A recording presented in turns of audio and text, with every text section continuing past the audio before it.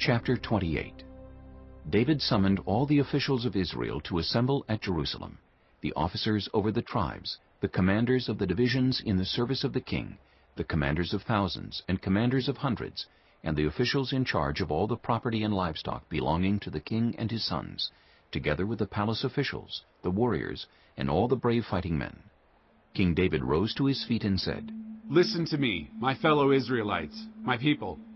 I had it in my heart to build a house as a place of rest for the ark of the covenant of the Lord, for the footstool of our God, and I made plans to build it.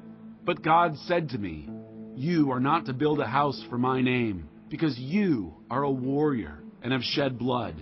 Yet the Lord, the God of Israel, chose me from my whole family to be king over Israel forever. He chose Judah as leader, and from the tribe of Judah he chose my family. And from my father's sons he was pleased to make me king over all Israel, of all my sons, and the Lord has given me many. He has chosen my son Solomon to sit on the throne of the kingdom of the Lord over Israel. He said to me, 'Solomon your son is the one who will build my house and my courts, for I have chosen him to be my son, and I will be his father. I will establish his kingdom forever, if he is unswerving in carrying out my commands and laws, as is being done at this time.' So now I charge you, in the sight of all Israel, and of the assembly of the Lord, and in the hearing of our God, be careful to follow all the commands of the Lord your God, that you may possess this good land and pass it on as an inheritance to your descendants forever. And you, my son Solomon, acknowledge the God of your father, and serve him with wholehearted devotion and with a willing mind. For the Lord searches every heart and understands every desire and every thought.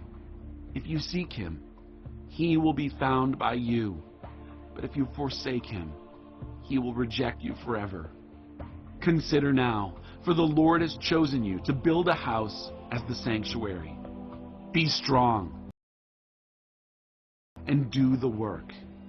Then David gave his son Solomon the plans for the portico of the temple, its buildings, its storerooms, its upper parts, its inner rooms, and the place of atonement.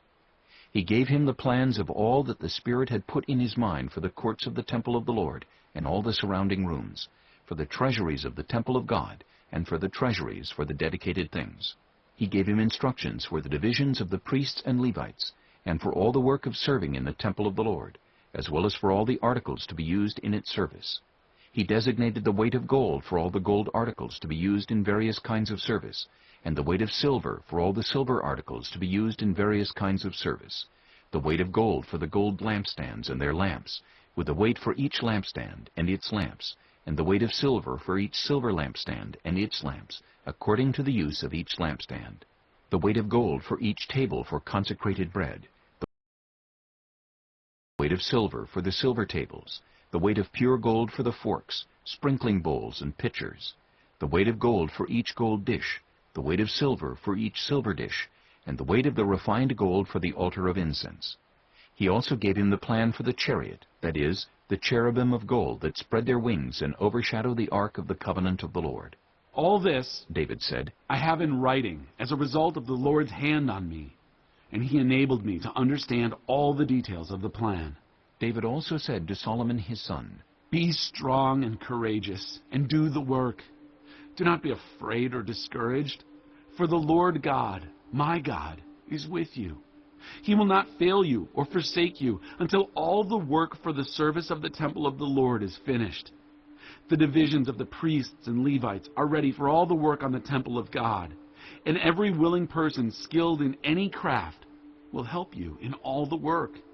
The officials and all the people will obey your every command.